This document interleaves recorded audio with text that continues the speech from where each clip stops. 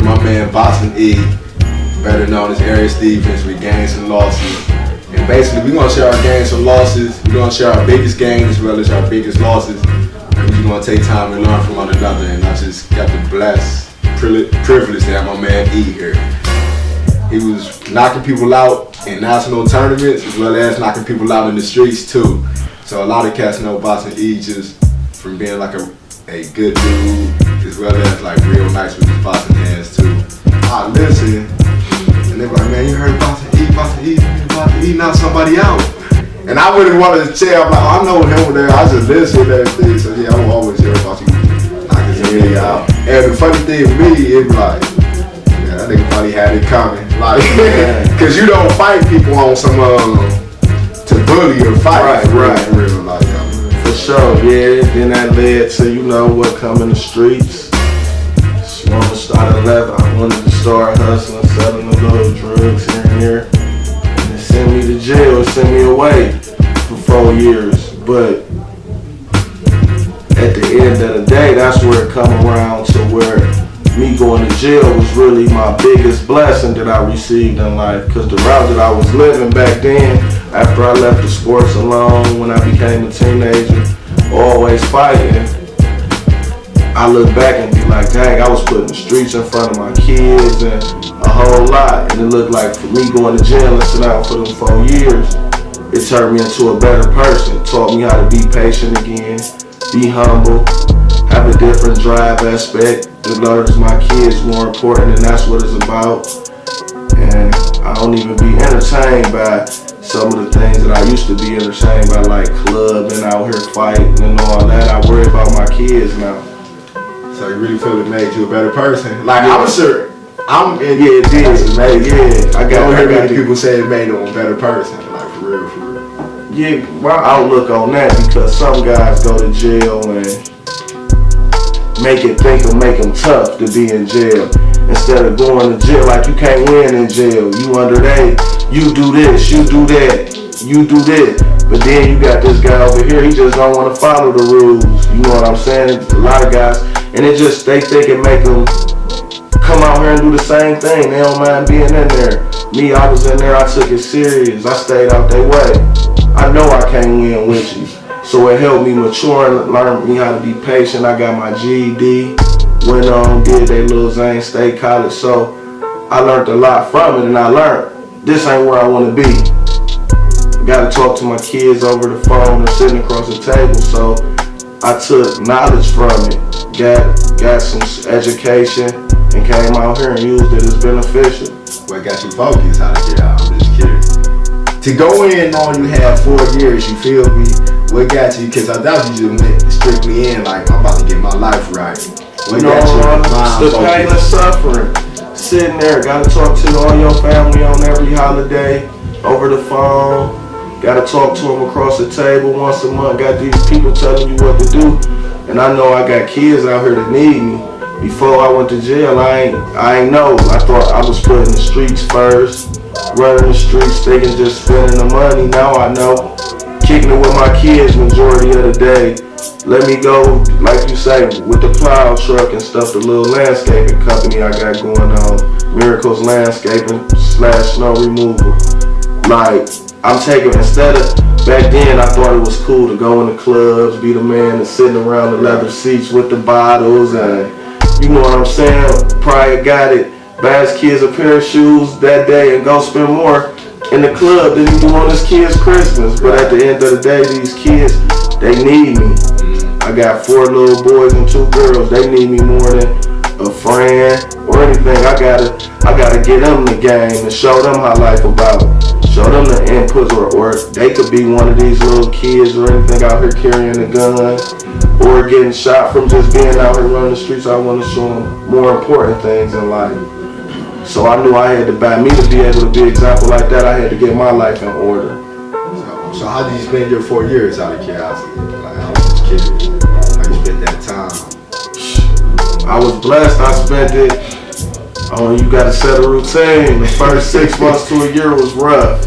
Word. Why you say that? Because I wasn't settled in yet. I was fresh from the streets, so it was what's going on out there. But it's a thing like that they call, once you get into your bit mode, that's what they call it in there. It's your daily routine. Oh, it sounds real. That's what I'm saying. Like, I was blessed where I got on the phone 3 times a day and called home for majority of my whole time and working out. That's in visits. That's how I did my time. But you know, other people do their time different. Some got like David, my cousin. He ain't get on the phone. Him or Eddie, they didn't get on the phone at all. Me, I'm gonna wake up in the morning. I might go get me some breakfast. I'm gonna come back. I'm gonna get on that phone. 15 minutes. Go hit my workout. Come shower. It's about 11 o'clock count. You gotta chill till about 12:30. You go to lunch. Go to lunch. Come back. Catch her on her break. Holla at her. Might go work out again or go walk the track with a few fellas. By that time, it's 4 o'clock count. Go to dinner. Do that, do afternoon workout, or however, if I did 2 a day early, go back in the dorm, shower. It's 9 o'clock count, day over. You on your rack at 11.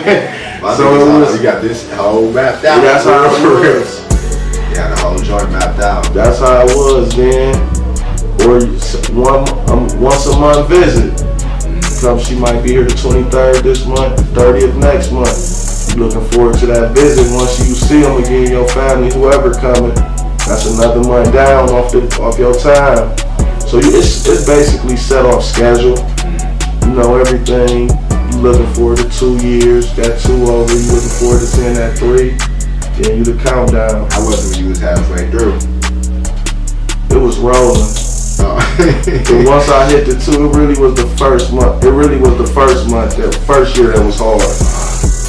Once I got halfway home, it was rolling. Then that was my goal. Because if you set your goals, it's based on like when you doing time, it's based on like real life. You need to make a plan. Have you come in. I got 4 years. I get to 2. You halfway home now you looking for that outdoor. This was, like I said, that first year you really getting settled in, then you get into your bit. But once you halfway home, it's like it's over with. It's over with. So what got you focused, or when did you come up with Miracle Landscaping? Out of my own curiosity.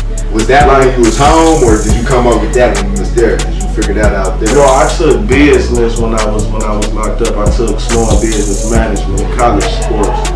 And I really didn't come up with a business while I was in there. But when I was dealing with the chick that I was dealing with, she wanted to open a daycare. So when I did my plan, that was based on daycares, us being together. But I had my mind set up that I wanted to start a business. And so when I came home, I was fishing around trying to get situated, get some income here and here so I could start that. So then my uncle, he up at Washington, he got a big car wash, a lube stop, and where he fixed cars and sell cars and stuff. And 2018, so about 2016, we always take our family reunion and we go up to Washington, drive up to Washington, and wherever we go, the family leave from there. So my uncle, he was like, it's about time. Him and my mom always feed me. Do something with your money. Stop, letting it sit around, spend it on stupid stuff. Yeah, tricking it off. So basically getting pressed from my mom and my uncle. He had a tow truck up there, and he had the snowplow, with the F-250 with the snowplow and everything on it. So it was like a sit down, a debate for me. He like, just we could work something out. Just let me know which one you basically want. So I thought of which one that I wanted to go with, and I went with the snowplow instead of the tow truck. How has it been going for you, out of curiosity? How has it been a snowplow, man, compared to when you was like 10 years ago in the streets? How is that transition going from that to now just strictly snowplow? The transition with that is basically the same. You gotta, That's dope. Push yourself out there. Let yourself be known. Do what you could do to get you some clientele and get off the floor. Off the ground. It's the first year, so I know it's not gonna be easy. I know it's not gonna be making the money that I could be making 5 years. I know it could go wrong, but the main part about it is trying, taking the effort to open the door and see if I could make something happen in that area. And if it don't work out, you move to something else. But the main thing is about trying and making an effort to do it. And it's starting off nice for me. I could see what could come out of it. I learned a lot off of it. My first years, like money that could be made, where if you got your own truck, or if you trying to plow using somebody's truck, the pay rate. So it's all the same, just in a different league. Right. Like if I was walking into an office job, it'll be the same. Being a salesperson, I gotta learn how to sell myself a different way of promotion. So since we done dealt with the losses, what was your biggest gain? What has been your biggest gain out of life? I'm curious. My biggest gain was making a decision and learning off my mistakes, basically. I could say, like, my biggest gain was part of my biggest loss, and that was going to the penitentiary. Oh, word. Yeah. So that was your biggest gain? Like, life change. Like, not many people, everybody talk about that. Because I feel like, from the life change, I feel like going to jail was my biggest gain, because it showed me parts of what life really about. And the Lord gave me the chance to sit down and make changes to be a better person, because some people don't get that chance. We got guys out here getting killed at a rapid pace, 15, 16 years old, that don't even get a chance to go to the penitentiary and come out and make better decisions and choices in life. So I take that as right now, based on my life. I'm 29 years old. I took it as my biggest loss, but it became my biggest gain. You get what I'm saying? Yeah. That's how I took that, because now I got a chance to come out here and start a business instead of spending all this money in wherever it's at, the strip club, having it sitting here, ain't got nothing to show for it. Something happened, it's gonna get took. Now I really ain't, my kids ain't got nothing. With being able to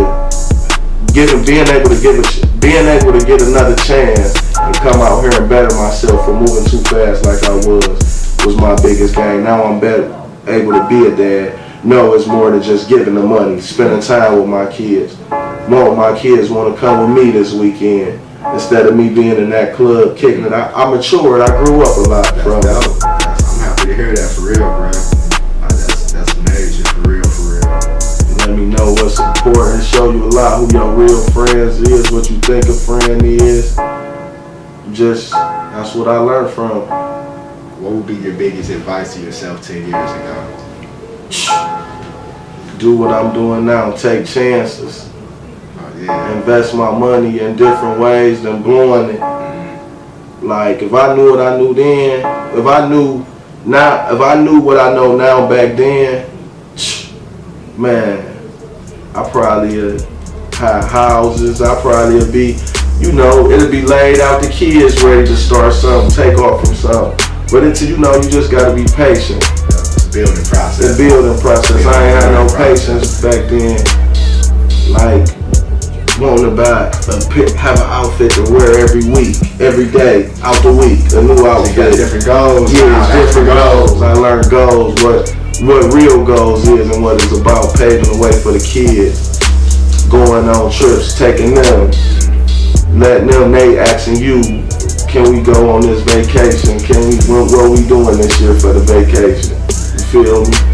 Just being a dad, and being able to my kids could call on me. I got 6 kids, they call on me, they need me. That's what I strive for.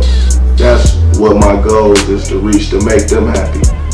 Get them off to school when they get older. And what you got going on that for yourself, or for the future?